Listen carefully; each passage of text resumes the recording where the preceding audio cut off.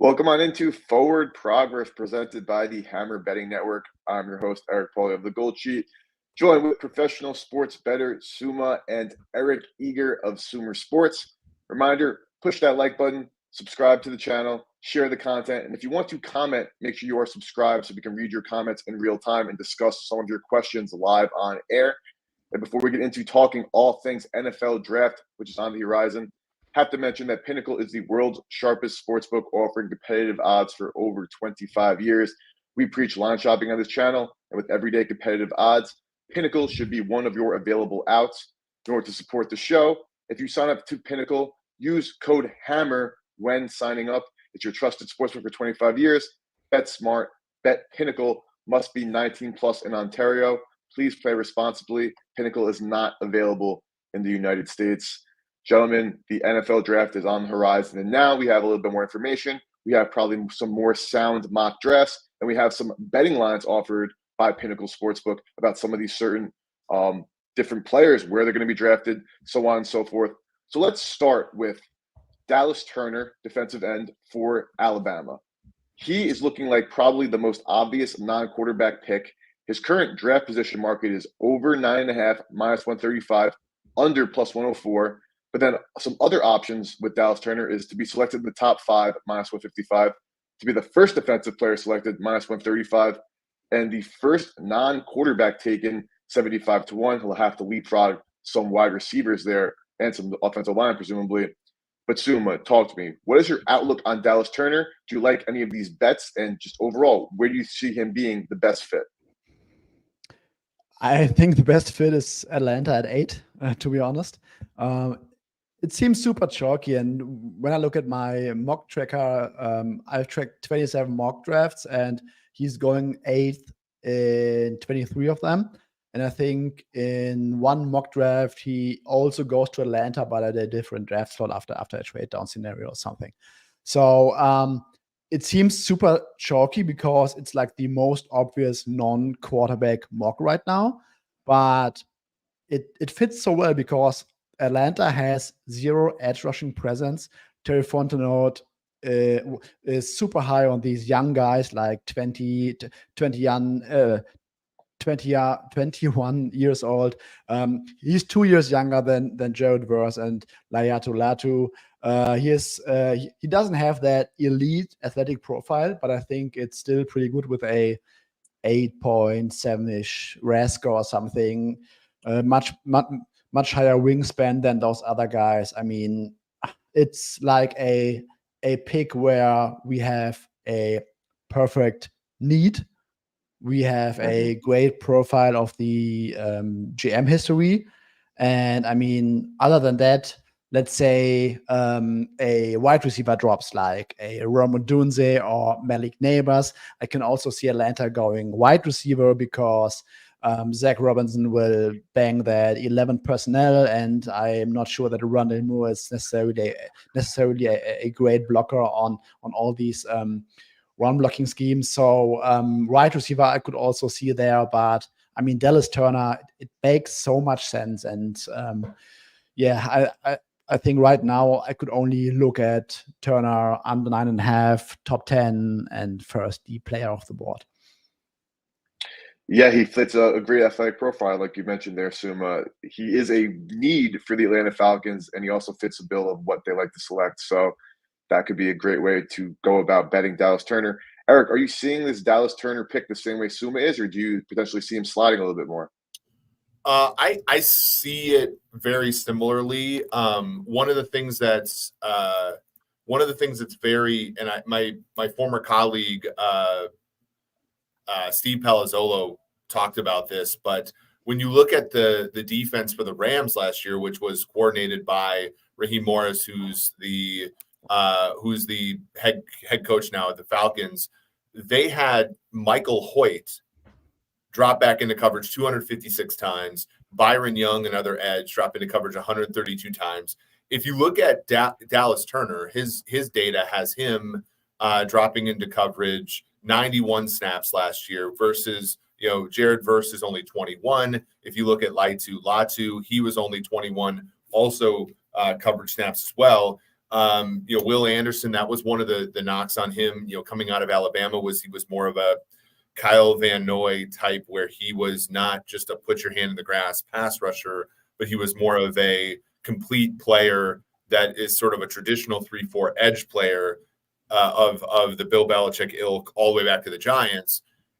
There's a little bit of a throwback there with Raheem Morris that Dallas Turner falls into. So I do think he's a fit here, as well as being something, as Suma said, which is something that they've missed out on, which is actually a pass rushing force since even back to basically since the Vic Beasley days. Yeah, so it looks like Dallas Turner going to the Atlanta Falcons, the 2023 SEC Defensive Player of the Year, not only makes sense from a draft positioning standpoint, but also from a schematic standpoint. And that versatility should certainly do well for Turner. And we shall see what goes on next week in the NFL draft. Let's talk offense right now. Brock Bowers, we discussed him a little bit last week and even a little bit the week before. But Brock Bowers, looking at a top 10 pick, his draft positioning actually now is 12.5, over plus 115, under minus 145. So it seems as if the market's expecting Bowers to go within those top 12 picks. We talked about how the Jets probably are going to draft Bowers, even though they arguably should not, because they have more needs for the longer term, but they're kind of in win now mode.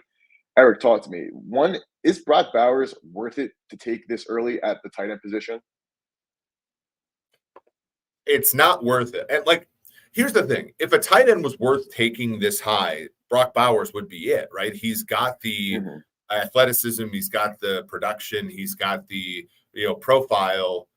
The fact of the matter is no tight end's been worth it. The last first round pick that's been signed to a contract extension at the position from the team that drafted him was David Njoku, and even David Njoku did not provide a surplus value for the Cleveland Browns until later on. It was very much a gamble for the Browns to even do that. You're oftentimes picking somebody else's great tight end when you pick these players. They often work, but they work for somebody else, or they work after the duration of the rookie deal.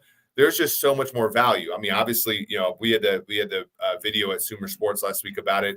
The top of the market, 17 million versus, other positions like wide receiver, it's 30 million, edge 30 million, that kind of thing. So you're losing 13 million in surplus value when you take a position like that high, in the event that they both hit, and tight end is a position that doesn't hit as early as well. So it's just a loser from a value standpoint.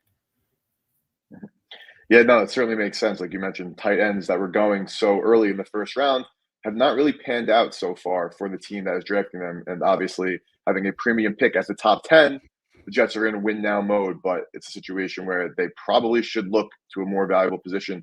Suma, what are your thoughts?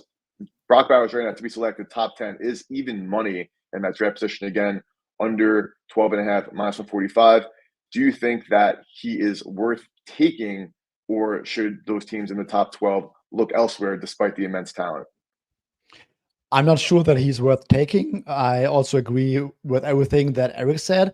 I'm still imagining that the Jets simply do not care, because I think Aaron Rodgers is basically the de facto GM for this pick. O-line, yes, they are having 3 starters with a very intense injury history, but Morgan Moses has missed 3 games in his entire career.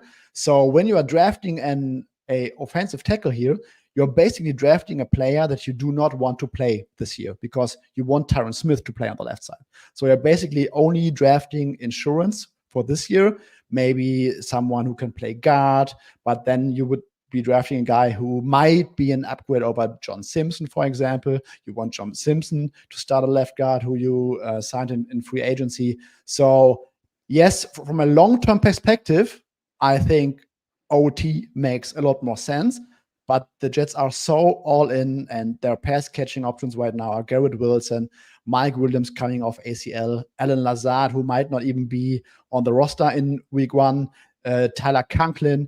So I can really imagine them saying, hey, let's get another pass catching option here. Rodgers, do you like him? Do you not like him? Because yes, in such an all-in year, I'm just having a rough time them thinking that a backup offensive tackle is more valuable to their potential playoff run than Brock Bowers, even though it might not make a lot of sense from a surplus standpoint from a long-term perspective. Yeah, it seems like nothing the Jets are doing right now is thinking about the long term. They're all in for this year. Joe Douglas and Robert Saleh definitely fighting for their jobs, so they could be taking a play that might hinder them in the future and could potentially help them now. But as we discussed, tight ends in the first round in the first year have not been a great return on investment either, so could potentially not work out.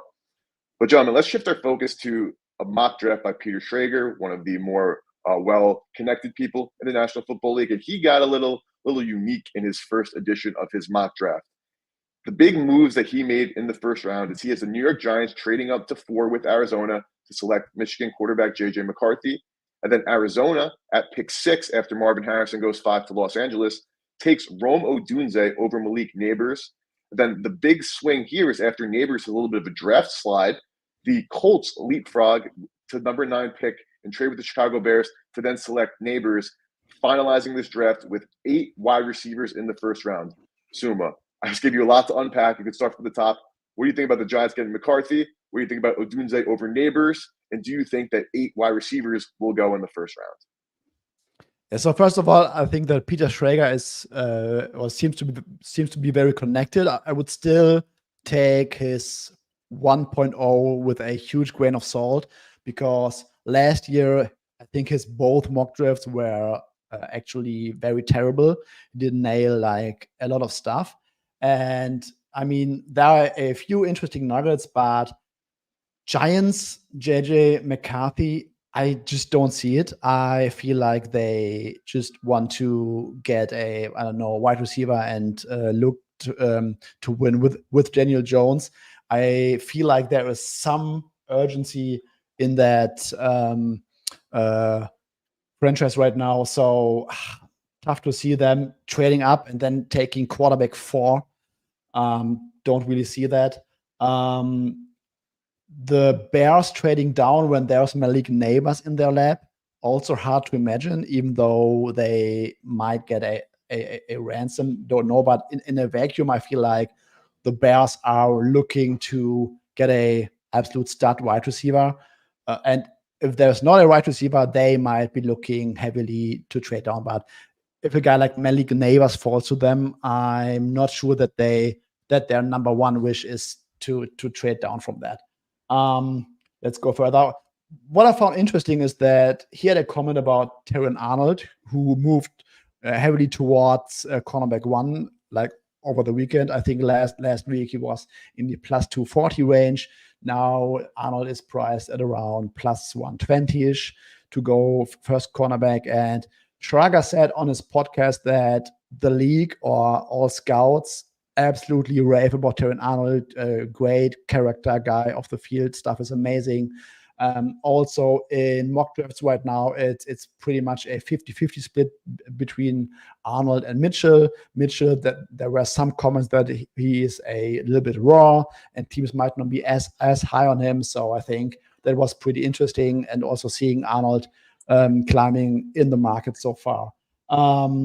Let's go down the list. I mean, Alex Moretto had the comic like he would take a nap in traffic if the Vikings leave round 1 with Bo Nix. I mean, at this point, I feel like the Vikings might not be trying to aggressively trade up for JJ McCarthy, but I also cannot see a scenario in which they take Bo Nix at 23. I'm just don't seeing it. I can see them waiting a little bit, maybe try to trade up in that, I don't know, 6 to 9 range if a certain quarterback falls, but Bo Nix at 23 seems like that's never going to happen for my taste right now. What I also found interesting is that he mocked Zach Frazier to the Lions just because of the wrestling kneecap connection. And I mean, Frank Ragnow is dealing with some chronic foot issues. I dig that they lost Jonah Jackson in free agency, so that makes kind of sense. And then we had Jalen Pork at 32. Like, no, I mean, Schrager basically said on the podcast that he made the connection because Pork played for Texas Tech, and there might be some connections to Patrick Mahomes, but there's not anyone on planet Earth right now that has Pork as a first-round guy. So that seems like Schrager just shooting from the hips, seeing what sticks on the wall, but nothing really more. And the last nugget that I found interesting is that he basically said he will go on record with something of a guarantee here. If the Rams do not trade back, you better believe Sean McVay's first round selection will be an offensive player.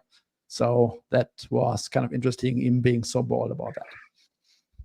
Yes, so Peter Schrager, like you mentioned at the top, Suma, kind of take these, especially my draft version 1.0, with a grain of salt. But I have a question before I get over to you, Eric, and actually either one of you can pick this up. But so the Giants trading up to 4 for McCarthy seems a little far-fetched. We'll see how everything pans out, but there is a possibility that they can sit there and just select McCarthy at 6. We'll see what the Vikings do, what the Patriots do, of course, the Washington Commanders as well at 2. But John Mara, the owner of the New York Giants, only a couple weeks ago said that if the Giants fall in love with the quarterback and they believe it's worth pick 6 or moving up, I would certainly support that. I know they're looking at quarterbacks. You've seen that. They've got some pro days. We've had some guys in. I don't think they're even close to making final determination yet as to which way they'll go on that. Those discussions will happen over the next few weeks. I don't think it has any effect if they have a conviction on a quarterback and fall in love with the quarterback. I'm certainly not going to stand in the way of them. And Mara's referring to the GM and head coach Brian Dable. Eric or Suma, whichever has thoughts on that first, is this John Mara saying, do whatever you want, and if you'd like a quarterback, they'll gladly make the move to trade up? He literally said that out loud. Does that make it more likely that maybe Dable and Schoen are going to be fawning over a quarterback and then opting to make a selection because they now have this green light? And of course, moving on from Daniel Jones probably isn't the hardest decision. Or is that going to end up not mattering if he's just, showing support for his front office and head coach? I think the McCarthy stuff has been a little bit overblown because the teams that are picking 4, 5, 6, 7, 8 are all trying to get the Harrisons, the Neighbors, the Adunzas, the Alts, all to fall down one peg. And I think if you're the Giants, you're thinking about at 6, if you can get a team to slide up to 4 to take JJ McCarthy because they're worried that you like him, then you can get one of those 2 amazing wide receivers to salvage Daniel Jones. Because that's if you're thinking about it from Mara's perspective, Mara's the one that pushed the $160 million into the middle, less than a year ago. And so you're trying to get, Harrison or Neighbors, and you're trying to basically get Arizona to give up that pick, and then Los Angeles to be able to take the first of those 2, and then you be able to take the second, which is still a great player by all indications. I think that's basically it, and I think that'll entice a team like Minnesota, Denver, Las Vegas to move up to 3 to get Drake May, because that's really the actual quarterback that those teams want. And then again, the last team to panic and take McCarthy at 4, so that again, you at 6 can get a player to support Daniel Jones. I think that's more it than them actually wanting a quarterback there. Understood. Suma, do you have any thoughts on this these quotes by Giants owner John Mara? I agree with Eric. It seems it seems rather like a smokescreen to me, because I think that there's some pressure. They pay Daniel Jones so much money. There were rumors that they told Drew Lock that he should get ready for the season. Throwing another young quarterback in there doesn't seem to be the Giants' way for the upcoming season. I think that they will try to compete with Daniel Jones, might get him a premier weapon, and then see what happens. But feels like a smoke screen. Seems like a smoke screen. Giants certainly devoid of some weapons on the outside, and at pick 6, like you guys mentioned, there are certainly a bevy of weapons that they can hopefully get one of the big 3 in this upcoming draft. They should be locked into at least one of them. But before we start talking more, one thing I want to add. Of course, Suma, of course. One thing to add, Schrager has nailed the Jets selections in recent years, and there seems to be a lethal connection between him and the Jets front office or whatever. He's also on Bowers, which I also found interesting. So that was very interesting. Some teams are a little like more loose-lipped, others are more tight-lipped. The Jets and Schrager seem to be one of those loose-lip situations. So Brock Bowers in mock 1.0. We'll see if that changes by 2.0 and 3.0, but Schrager has Bowers to the Jets at 10. Before we continue talking from the draft, I want to plug the On the Clock series with Rob Pizzola as he runs through all 32 NFL teams and mocks the first 3 rounds of the NFL draft. Make sure you subscribe so you do not miss out on the series. But also, very important, next Thursday, Rob Pizzola will be going live for the entirety of the first round alongside the Forward Progress crew for a live watch-along of the first round of the NFL draft. Good times, better people, great banter, great analysis. So make sure you do not miss it out. Subscribe so you do not miss out on the watch-along for the first round of the draft. Now, gentlemen, let's keep talking quarterbacks. Bo Nix keeps getting mocked to the Denver Broncos. Of course, the Broncos need to do something about their quarterback position. But his over-under is set to 35.5 or 32.5, depending where you're looking, heavily juiced to the over. Now, are you buying the Bo Nix hype, Suma? And who would Denver take if they decide that, yes, we need a quarterback, but it's not worth it for Bo Nix? What do you see Denver doing with that selection if they do not decide to pick Bo Nix? I don't buy it at 13. I can see them trading up at some point, maybe into the second round. But at 13, it seems so rich to me. I can see Denver taking a guy like Latu, for example, or Terran Arnold, maybe an offensive tackle, because Garrett Bowles is entering his last year of his contract. And I think he's already 30 years old. So OT, edge, maybe cornerback, I can rather see at 13 right now than Bo Nix. But I would not be surprised if they try to go up at some point. But I also feel like these teams still play the market on these quarterbacks that are not high on consensus. So to me, that there's really no reason to overshoot for Bo Nix here. Yeah, and they certainly have the option to trade back into that first round if they decide they need to, or even up to the beginning of the second round. Eric, what do you think about this Bo Nix to Denver? Number 12 pick, his over-under is crazy. It just seems, again, like people trying to stretch something into something it shouldn't be. Yeah, I think it's kind of the Drew Lock situation where, 5 years ago, Drew Lock was connected to Denver, but Denver went with Noah Fant in the first round. Then they went with Dalton Reisner with their first second-round pick. Then they went with Drew Lock. I think for the non-elite quarterbacks, that's kind of the name of the game, is that you'll take them, but you're not going to go ahead and trade up. And I do think that there's also some lessons there for J.J. McCarthy. I think that's really, I think it's pretty clear that Penix and Nix fall into that category. And the sharp books, the Pinnacles, the Circas, they're the ones that are putting out the 30s as far as the over-unders for those players. The question is McCarthy, is he that one that fall? Is he the Mac Jones of this draft, or is one of these two players the Mac Jones of the draft? Mm-hmm. Yeah, no, it makes a ton of sense there of who is really going to be that QB4. All the talk of the pre-draft season has been about J.J. McCarthy, but we've seen that again with Will Levis last year. That doesn't necessarily mean that's exactly what's going to happen. But let's talk a little bit more. So we talked about this briefly earlier. So Quinyon Mitchell so far prior to about literally 24, 48 hours ago, was the favorite to be drafted first overall for a cornerback. But now Terrion Arnold is getting that love as the favorite now to be the first player drafted, or the first cornerback, drafted in the 2024 draft. Eric, what do you think about this move? Is it telling? And between these two players, do you think that Mitchell is still going to be the first cornerback drafted? Or do you think Arnold, now that this movement is really indicating that teams are really liking Terrion Arnold more? Yeah, we've seen this happen a lot, right? We've seen this, we've seen historical moves of that kind of secondary cornerback late in the process. J.C. Horn went ahead of Patrick Surtain. Now, he wasn't the first corner taken, but C.J. Henderson went ahead of Trayvon Diggs ahead of A.J. Terrell in the 2020 draft, for example. So we've seen this happen a lot, and it's all about which pair, which team fit that happens. And I think, maybe some people are connecting Minnesota with pick 11 and whether or not he fits there.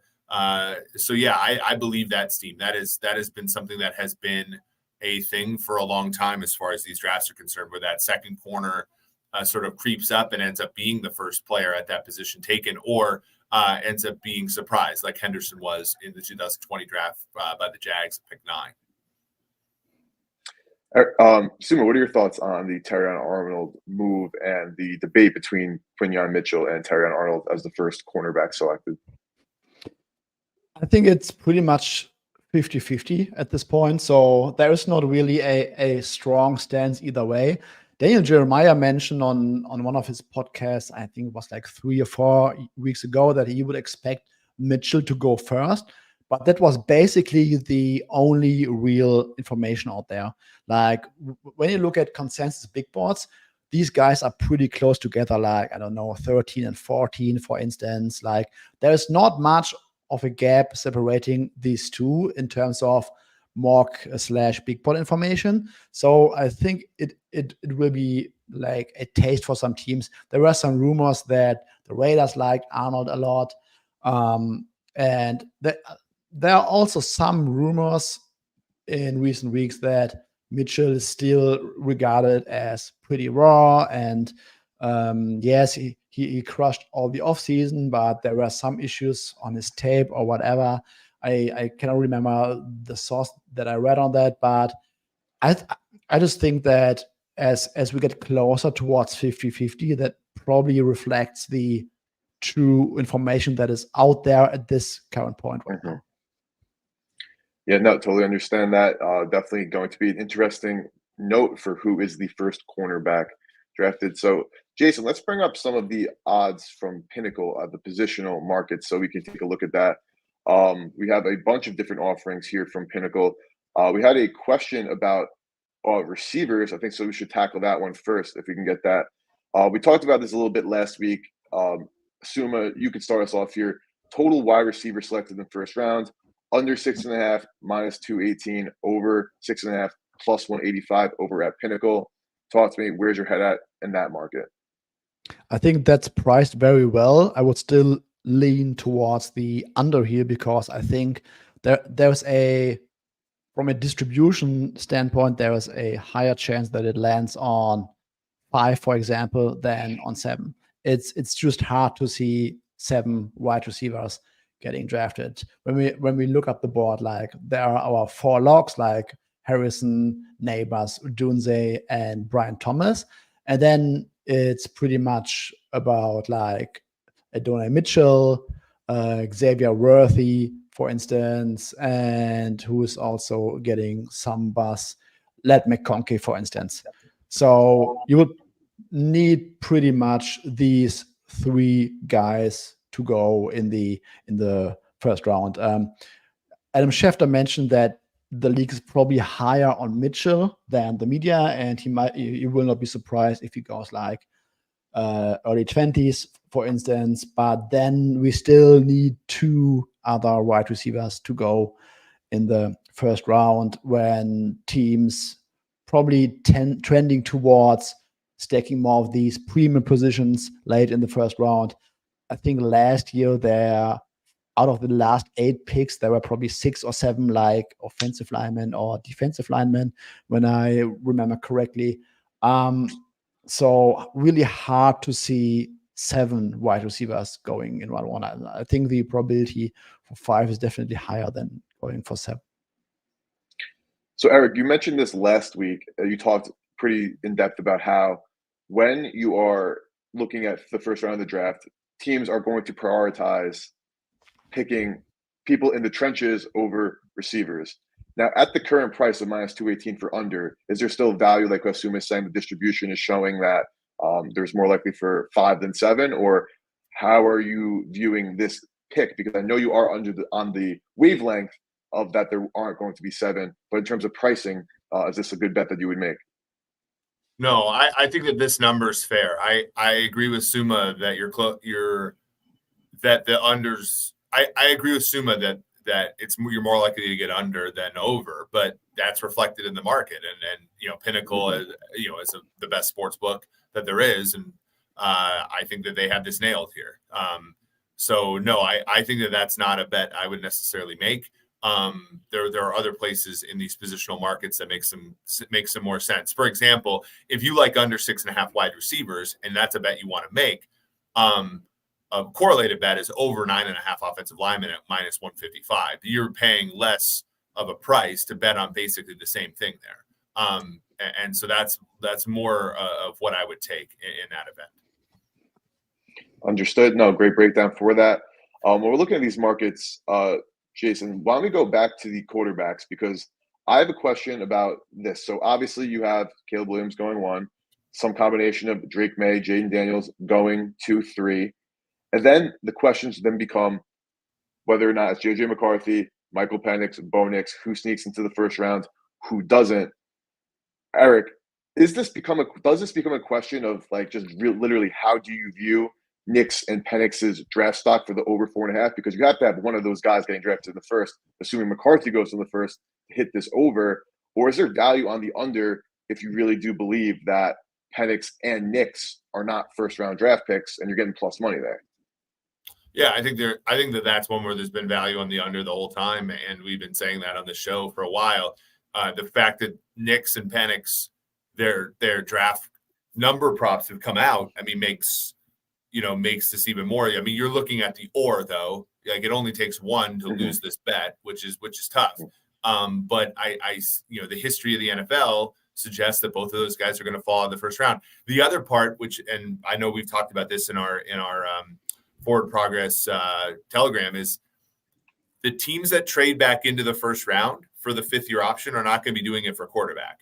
The 5th-year option for tackles is a better gamble for a couple of reasons. They develop more slowly and they're cheaper. The 5th-year option for a guy like